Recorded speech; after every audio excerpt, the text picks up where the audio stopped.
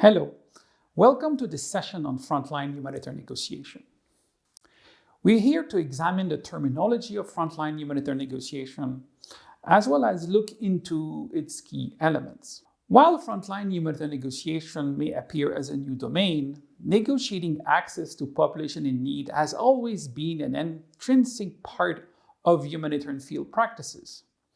The deployment of humanitarian operations rely extensively on the ability of field practitioners to engage in a quality dialogue with the parties involved. As situation becomes more complex, humanitarian organizations are increasingly investing on the capabilities of their staff to negotiate on the front line.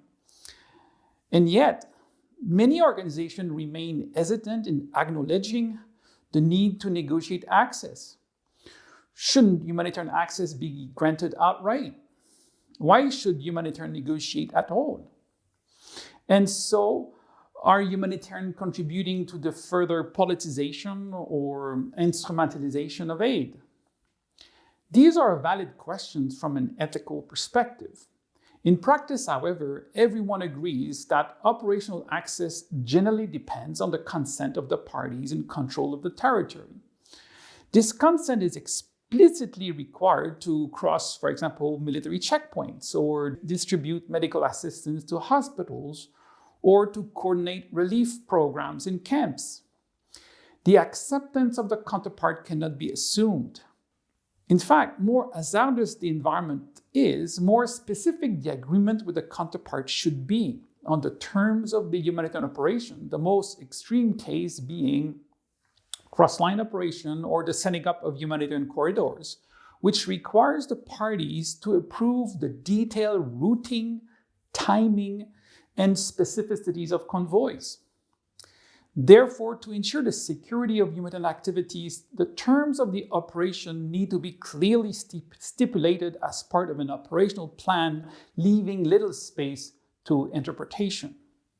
Therefore, frontline humanitarian negotiation can be defined as the process of seeking the consent of the parties to allow the safe deployment of humanitarian operation and building trust in situations of violence and tensions. This definition reveals several important components. First, humanitarian negotiation should be seen as a process to forge a relationship with the counterpart, rather than simply a set of successive meetings or transactions. The negotiation process aims mainly at preventing misunderstanding or disagreement with the parties involved, which can have severe consequences on the security of staff, especially when humanitarian operations are perceived as running against the interest of the parties concerned. The negotiation process has two distinct goals. The first of which is seeking consent with the counterpart. The consent to operate on the territory they control. This consent must be properly informed. Frontline negotiation must present clear and practical proposal to the counterpart explaining the plans of the organization in a way that is palatable to the counterpart. More importantly, frontline negotiator must listen to the demands of the counterpart and try to understand their expectations.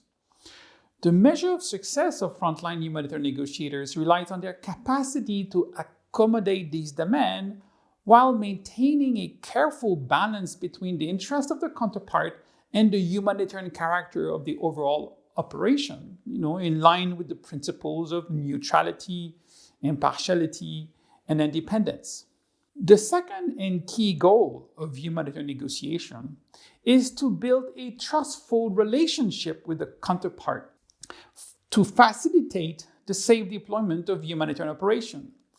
While we all hope to reach a prompt agreement to operate, the quality of the relationship and the trust one can generate during the negotiation are often as valuable, if not more, than the operational agreements that we will get out of the negotiation. A lack of trust may lead to significant challenges in the implementation of the agreement, especially exposing staff to major risk. So one should always aim at building trust, even in front of denial of access or disagreement, which we cannot avoid. We need to remain cordial and predictable in the negotiation process, underlining shared value and avoiding unnecessary arguments at the risk of antagonizing the counterpart. Lastly, frontline new method negotiation makes a clear reference to situation of violence and tensions. In a classical sense, frontline negotiation takes place close to an area of military confrontation. Frontlines may, however, have many ramifications and interpretation, some of which lead us away from the traditional battlefield.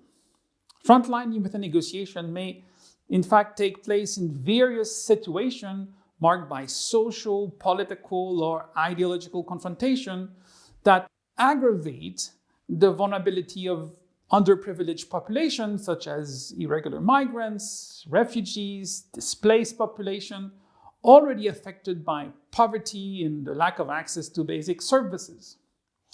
This situation often entails considerable instability and tension that can generate violence and affect the population.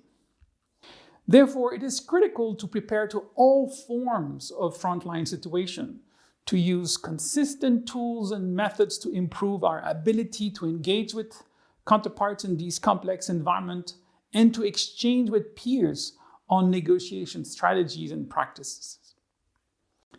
For those interested in diving deeper into the discussion around the terminology and the various perspectives involved, you can refer to the CCHN field manual available in multiple languages on the CCHN website.